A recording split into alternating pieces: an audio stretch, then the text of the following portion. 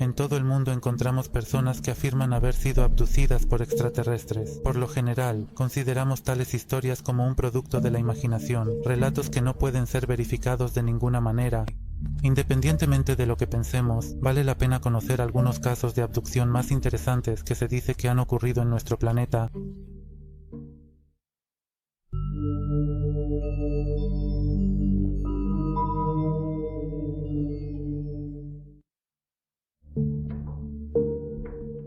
De acuerdo con las solicitudes de los espectadores, escucharemos algunos de los casos más interesantes de las llamadas abducciones por extraterrestres. Naturalmente, he elegido solo historias contemporáneas, no aquellas de tiempos antiguos. Como recordamos, científicos como el viejo John Mack, un profesor de psiquiatría en la Universidad de Harvard, estaban interesados en el tema de las abducciones. Inicialmente escéptico, el profesor Mack, después de entrevistar a cientos de personas, concluyó que tales relatos merecen atención, ya que señaló que, aunque estas historias no pueden ser verificadas, diferentes personas de varias partes del mundo contaron las mismas historias en los más mínimos detalles. Comencemos con un caso fascinante e intrigante que realmente tuvo lugar en Escocia en el año 1992. En la tarde del 17 de septiembre, Gary Wood y Colin Wright estaban conduciendo de Edimburgo a Tarbrax. El viaje transcurría completamente normal. En un momento ambos vieron un objeto extraño en el cielo. Como indicaron, era un objeto negro de 2 niveles en forma de disco que flotaba en el aire, y el vehículo volador tenía aproximadamente 9 metros de diámetro. Aterrorizado, Gary decidió acelerar y en ese momento el objeto negro se acercó a una distancia de aproximadamente 6 metros. Luego disparó un rayo de luz blanca directamente frente al coche. Ambos experimentaron una oscuridad total durante unos segundos y no sabían qué había sucedido. Como admitió más tarde Gary, pensó que había chocado el coche y que estaba muerto. Cuando volvió en sí, el coche estaba mirando en la dirección opuesta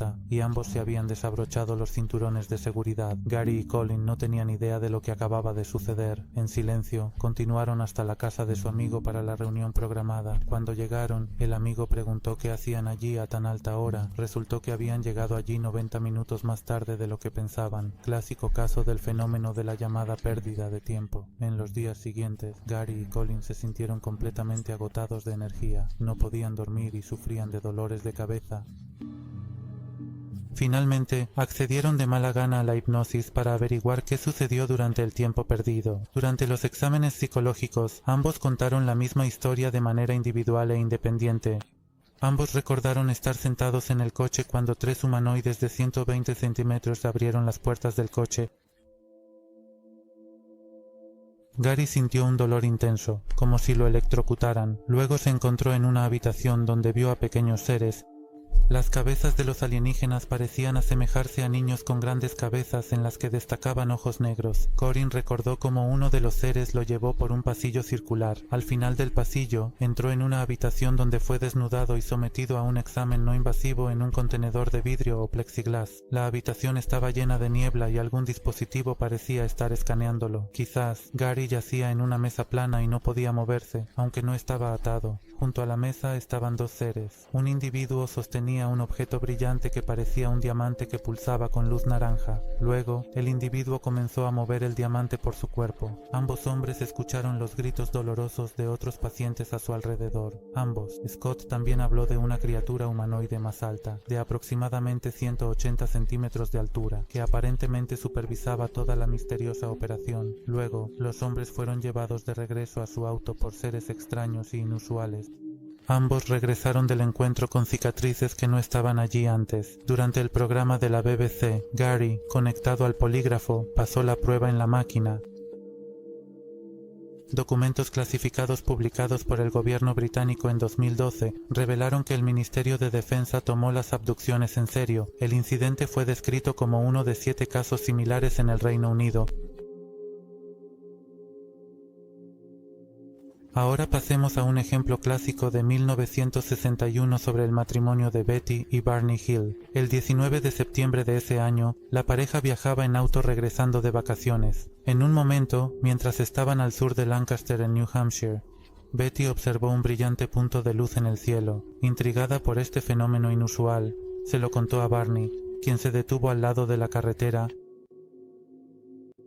Después de observar el objeto a través de binoculares, Barney concluyó que probablemente era un satélite artificial. La pareja regresó al auto, pero el extraño objeto parecía estar siguiéndolos. Después de un rato de mirar, Betty tuvo la impresión de que el objeto era muy grande y que estaba girando. Cuando miró a través de los binoculares, vio 2 filas de ventanas. A su pedido, Barney detuvo el auto una vez más.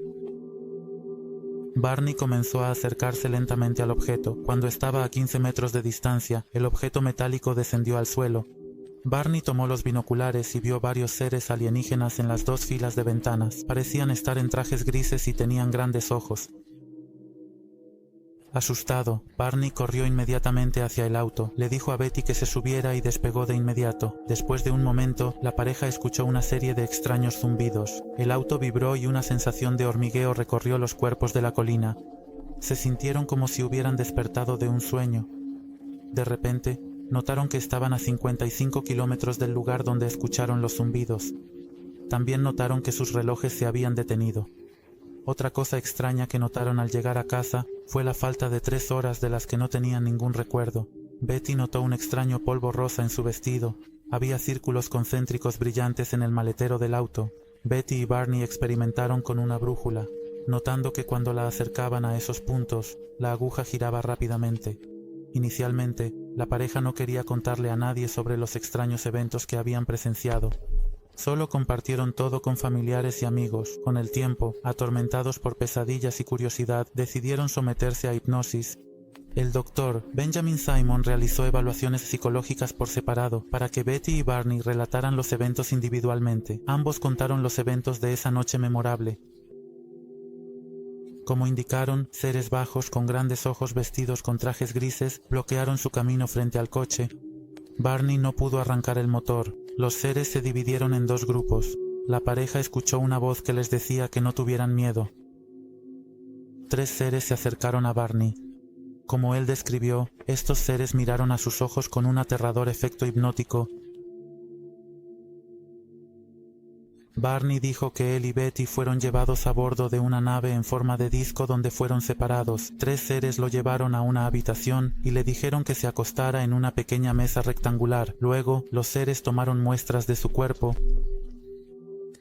Betty contó una historia similar ya que también fue examinada. Los seres se comunicaron tanto con Barney como con Betty, pero como ellos señalaron, no notaron que las bocas de los seres se movieran cuando se comunicaban con ellos. Betty también describió una conversación con un ser al que se refirió como el líder. Bueno, ella le preguntó al líder, ¿de dónde venían estos seres extraterrestres? El líder le mostró un mapa que ilustraba de dónde venían. En un estado de hipnosis, Betty dibujó un mapa que comprendía 12 estrellas prominentes conectadas por líneas y 3 más pequeñas formando un triángulo distintivo en el cielo nocturno. La mujer agregó que el líder le dijo que las estrellas conectadas por líneas gruesas formaban rutas comerciales. Las líneas delgadas indicaban estrellas visitadas con menos frecuencia. El caso Hill resonó ampliamente en los medios. La continuación de la historia estaba relacionada con ese mapa estelar. Bueno, en 1968 Marjorie Fish, que era profesora, astrónoma aficionada y miembro de Mensa, se preguntó si era posible descifrar el mapa para determinar de qué sistema estelar habían venido los extraterrestres. Luego, Fish construyó un modelo tridimensional de estrellas similares al Sol cercanas, basando las distancias estelares en las publicadas en el catálogo de estrellas Glee de 1969. Estudiando miles de puntos de observación, el único que parecía coincidir con el mapa de Hill era desde la perspectiva del sistema de estrellas dobles Zeta Reticuli. Este sistema se encuentra a 39 años luz de la Tierra. Fish envió su análisis a Walter Webb de la organización NICAP. Él envió el mapa a Terence Dickinson, el editor de la popular revista Astronomy. Dickinson no apoyó las conclusiones de Fish y Webb. Pero por primera vez en la historia de la revista Astronomy aparecieron comentarios y un debate sobre el informe OVNI allí. Durante un año se publicaron argumentos a favor y en contra del mapa estelar y los análisis de Fish en Astronomy. David Saunders, un estadístico, señaló que era estadísticamente imposible que la inusual disposición de estrellas clave que se asemejan a soles en un patrón centrado alrededor de Zeta Reticuli hubiera sido esbozada por casualidad y que Betty estaba, de hecho, diciendo la verdad. Por otro lado, el famoso astrónomo Carl Sagan y el astrofísico Stephen Sauter creían que el aparente mapa estelar no era más que una alineación aleatoria de puntos aleatorios.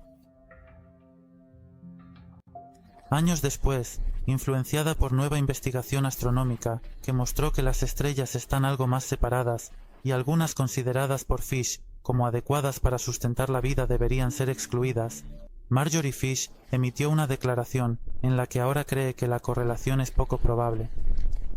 El caso de la abducción de Hill sigue siendo muy prominente. Fue uno de los primeros casos modernos de las llamadas abducciones. Un caso de abducción interesante se dice que tuvo lugar en Rusia. Interesante porque la persona secuestrada era un político muy conocido y de alto rango, no el proverbial ciudadano promedio. Kirson Ilumshinov es un expresidente de la República Autónoma Rusa de Kalmykia y además un expresidente de la Federación Internacional de Ajedrez. Ilumshinov es un empresario y entusiasta del ajedrez que se mueve en los círculos más altos e incluso se nombró un asteroide en su honor. Así que estamos tratando con un individuo de alto perfil. Ilumshinov sorprendió al público al afirmar en una entrevista que fue secuestrado por extraterrestres. Se dice que este evento tuvo lugar en septiembre de 1997 en Moscú, en un momento en que era presidente de la República Rusa de Kalmykia y presidente de la Federación Internacional de Ajedrez. El 17 de septiembre estaba en su apartamento en Moscú. En un momento escuchó voces y se dice que fue llevado a bordo de una nave espacial. Según Ilumshinov, los extraterrestres lo llevaron al espacio. Indicó que estos extraterrestres se parecían a los humanos. Son como nosotros, los humanos, tienen la misma mente, la misma visión. Hablé con ellos, entiendo que no estamos solos en el universo, no somos únicos, como indicó el político. Se dice que toda la abducción duró aproximadamente 1 hora, luego Ilumshinov se encontró de nuevo en su apartamento, pero no pudo explicar cómo sucedió. El expresidente también afirma que 3 de sus empleados buscaron en el apartamento durante ese tiempo, en pánico porque no podían encontrarlo, y tampoco podían explicar cómo pudo regresar a su dormitorio 1 hora después. Como añade Kerson, no soy una persona loca, pero cuando di mi primera entrevista a Radio Liberty en Rusia hace 5 años, miles de personas me escribieron cartas y me llamaron diciendo, Kerson, eres un político, ¿no tienes miedo de hablar abiertamente sobre esto? El caso de Ilumshinov, mencionado por BBC y The Guardian, hasta hoy el político sigue siendo la persona de más alto rango que afirmó ser secuestrada por extraterrestres. Ahora pasemos a la abducción de Travis Walton. Este evento tuvo lugar el 5 de noviembre de 1975. Basado en esta historia, se hizo la película Fuego en el cielo. Travis Walton trabajaba como leñador en el equipo de Micah Rogers. En la noche del 5 de noviembre, Travis Walton y 6 trabajadores más regresaban en una furgoneta de la empresa cerca de Turquoise Springs, en el Bosque Nacional Apache Sitgreaves, en Arizona. En un momento, todos notaron una luz extraña a través de las ramas de los árboles. El conductor se acercó. Ante sus ojos apareció algo asombroso. Todos observaron un vehículo volador flotando en el aire. Los testigos lo describieron como un disco brillante que flotaba a 5 o 6 metros sobre los montones de árboles cortados, con un diámetro de aproximadamente 6 metros y una altura de alrededor de 2.5 metros. Travis Walton salió del coche y se acercó más. Como relató más tarde, lo hizo por impulso. Se encontraba ante una oportunidad que podría no volver a presentarse, y lo lamentaría si no lo veía de cerca. Walton sintió de repente una fuerte vibración en el aire alrededor de la nave. A medida que Travis se acercaba al objeto, un rayo extremadamente brillante de color azul-verde salió repentinamente de la parte inferior del vehículo, que el secuestrado describió como una descarga eléctrica paralizante. Travis Walton fue lanzado al aire y perdió el conocimiento. Los otros leñadores, al ver el evento en curso, entraron en pánico y, convencidos de que el objeto había matado a su colega, huyeron de la escena. Después de un momento, un sentido de solidaridad con su colega se apoderó de Mike Rogers, quien dio la vuelta abruptamente. Sin embargo, ni el objeto ni Travis estaban allí ya, a pesar de que los leñadores habían buscado en toda el área. Finalmente, concluyeron que necesitaban notificar a las autoridades locales. La búsqueda continuó durante el día siguiente. Se involucraron helicópteros y vehículos todoterreno. Sin embargo, no había rastro de Travis. La policía que interrogaba a los leñadores los sospechaba del asesinato de Walton. Sin embargo, ellos repetían obstinadamente su versión de los hechos y afirmaban que no eran responsables de nada. Las acusaciones de asesinato llevaron a los leñadores a decidir someterse a una prueba de polígrafo. Las pruebas fueron realizadas el lunes 10 de noviembre por Cy Gilson del Departamento de Seguridad Pública de Arizona. La prueba de polígrafo mostró que 5 hombres vieron el objeto que consideraron un ovni y que Travis Walton no fue dañado ni asesinado por ninguno de ellos. Ese miércoles, mientras tanto, la prueba de uno de los leñadores fue inconclusa. Una noche, una llamada telefónica llegó a la desesperada familia de Travis. Resultó ser el propio Travis llamando. Habló de manera caótica e indicó que estaba en un viaje desde Snowflake, a unos 19 kilómetros de casa. Travis fue encontrado y tenía una historia muy interesante que contar. Aunque Travis había estado desaparecido durante 5 días, le parecía que los eventos misteriosos duraron no más de 2 horas. Relató lentamente que despertó en una habitación que se parecía mucho a una sala de hospital. A su llamado, aparecieron 3 pequeños seres humanoides que medían menos de 1,5 metros, con grandes cabezas sin pelo y enormes ojos. Los seres estaban vestidos con trajes sueltos de color naranja. Los chicos parecían tener una constitución frágil con piel suave que se asemejaba a tela. Travis comenzó a gritar y luego empezó a correr y a salir corriendo de la habitación. En la siguiente habitación, vio dispositivos extraños y a un hombre en un traje azul de aproximadamente 1,80 metros de altura. Este hombre parecía una persona ordinaria, excepto que tenía un extraño casco transparente en la cabeza. Travis intentó hablar con él, pero el extraño solo sonrió. Juntos fueron al final de la nave y se encontraron en un hangar donde había 4 pequeños discos voladores. El hombre llevó a Travis a una pequeña habitación donde había 2 hombres y una mujer sentados, vestidos como su guía, pero sin cascos en la cabeza. Travis Walton fue llevado a una mesa, lo acostaron a la fuerza sobre su espalda y le pusieron una máscara similar a una máscara de oxígeno. Travis perdió el conocimiento. Lo siguiente que recordó fue despertarse en el bosque. Todos los que encontraron a Walton después de la abducción notaron que había perdido mucho peso. Walton fue examinado por médicos que encontraron una pequeña mancha de aproximadamente 2 milímetros de diámetro en su antebrazo derecho. Un análisis de orina mostró una completa ausencia de anormalidades. En el cuerpo de cualquier persona que no recibe una nutrición adecuada dentro de 24 a 48 horas, comienza la descomposición de sus propias células de grasa, lo que resulta en la aparición de cetonas en la orina. La ausencia de cetonas en la orina con una pérdida de varios kilogramos de peso corporal es difícil de explicar. Travis Walton se sometió a varias pruebas de polígrafo. Las pruebas mostraron que estaba diciendo la verdad, al igual que sus amigos, de manera permanente. Sin embargo, en 2008, en el programa de televisión Moment of Truth, el polígrafo indicó que Walton no estaba diciendo la verdad. Curiosamente, en ese momento, Travis Walton fue defendido por Michael Shermer, un famoso escéptico, historiador de la ciencia y editor de la revista Skeptic. Como señaló Shermer, aunque creo que Travis Walton no fue abducido por extraterrestres, creo que el polígrafo no es un indicador fiable de la verdad.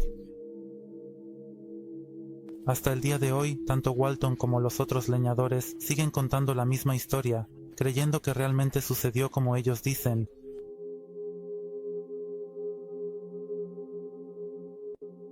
El siguiente caso extraordinario se supone que tuvo lugar en 2001 en Australia. Este caso resonó ampliamente en los medios australianos. Era la noche del 4 de octubre cerca del pueblo de Gundia. Amy Rylance estaba viendo televisión sola después de que su esposo Keith y su amiga Petra se retiraran a sus habitaciones a las 9:30 p.m. 2 horas más tarde comenzó una cadena de eventos asombrosos. Petra se despertó con luz brillante que entraba por la puerta parcialmente cerrada. Cuando Petra regresó a la sala de estar, vio a Amy siendo llevada por un rayo de luz a través de la ventana hacia una nave espacial en forma de disco. Petra se desmayó por un momento en shock y cuando despertó, gritó por Keith. Él se despertó de inmediato y salió corriendo en busca de su esposa, aunque no había señales de Amy ni de la nave espacial. Keith notó que los arbustos debajo de la ventana estaban quemados. La pareja llamó de inmediato a la policía, que fue escéptica sobre la supuesta historia de abducción. Solo 90 minutos después de la desaparición, Keith recibió una llamada de una mujer en McCabe, Queensland, un lugar a 8 horas en coche. La mujer anónima encontró a una Amy muy confundida y deshidratada en una gasolinera. La mujer de Mackay informó que había llevado a Amy al hospital. Después de un examen médico en el hospital de Mackay, la policía entrevistó a Amy Rylance. Lo que reveló no solo fue intrigante, sino que, debido a la gravedad del incidente, también se incluyó en el registro oficial. Todo el caso fue descrito por Michael Masters, un hombre interesante que es profesor de antropología especializado en anatomía evolutiva humana, arqueología y biomedicina en la Universidad Tecnológica de Montana. El profesor Masters publicó un libro hace un año titulado Objetos voladores identificados, un enfoque científico multidisciplinario al fenómeno de los ovnis. Masters describe el caso de Amy Rylance allí. Amy recordó despertarse en un banco en una extraña habitación rectangular. La luz provenía directamente de las paredes y el techo. Pronto se abrió una escotilla en la pared y alguien alto, 180 centímetros, delgado de constitución proporcionada, entró, vestido con un traje ajustado. Él tenía una máscara en la cabeza con recortes para los ojos, la boca y la nariz. Amy sintió como si hubiera estado allí durante mucho tiempo. El ser repitió palabras tranquilizadoras y luego añadió que no la llevarían de regreso a donde la habían llevado, sino cerca. Amy se desmayó y cuando volvió en sí, estaba en el suelo en algún lugar del bosque. Se sentía desorientada y no sabía cuánto tiempo había estado saliendo de los arbustos. Como añade Masters, cuando los médicos la examinaron en el hospital, parecía como si no hubiera comido durante varios días, y el vello en su cuerpo también había crecido de una manera que sugería que había pasado un tiempo significativo.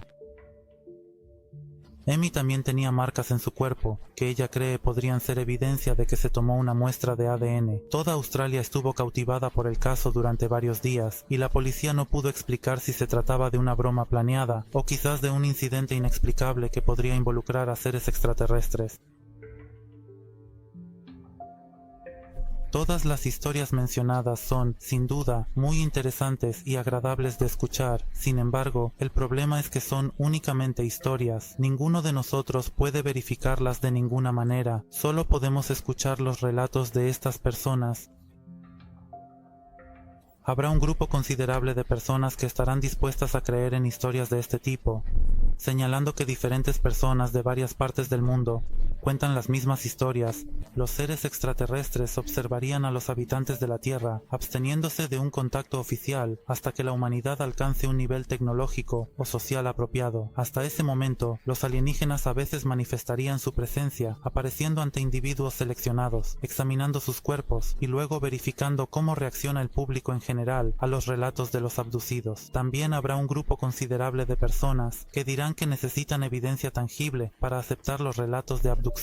Normalmente no expreso mi opinión sobre los intentos que he presentado en esta historia sobre abducciones, y depende del espectador sacar la conclusión final. Así que escribe en los comentarios qué piensas al respecto, y si te gustaría una segunda parte sobre las abducciones más interesantes.